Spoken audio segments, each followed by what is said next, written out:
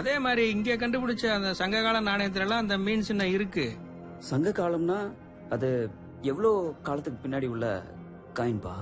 சங்ககால தொன்மைக்கெல்லாம் வயசு சொல்றது கஷ்டம்பா. ஆனா கடைச்சங்கம்னு சொல்லக்கூடிய சங்க காலத்தோட முடிவு கிட்டத்தட்ட 1800 ஆண்டுகளுக்கு முன்னாடி இருக்கும். அந்த காயினுக்கு இந்த பக்கம் என்ன இருக்குப்பா? இது திரிசூலை ஏந்திக்கிட்டு ஒரு மனுஷன் நிக்கிற மாதிரி இருக்கு. ஒருவேளை சிவனா இருக்கலாம், இல்ல சிவ வழிபாட்டை குறிக்கிற சின்னமாவும் இருக்கலாம். இந்த நாணயத்துல இருக்கிற மத்த சின்னங்களை எல்லாம் நான் சங்ககால நாணயத்துல பாத்திருக்கேன். ஆனா இந்த மாதிரி மனித ரூபத்தோட இருக்கிற நாணயத்தை நான் இது வரைக்கும் பார்த்ததே இல்லப்பா. இது எனக்கே ஆச்சரியமா தான் இருக்கு.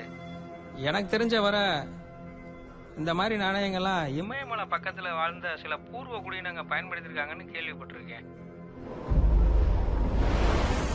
அந்த நாணயங்கள் அவங்க வழிபடுற கடவுள்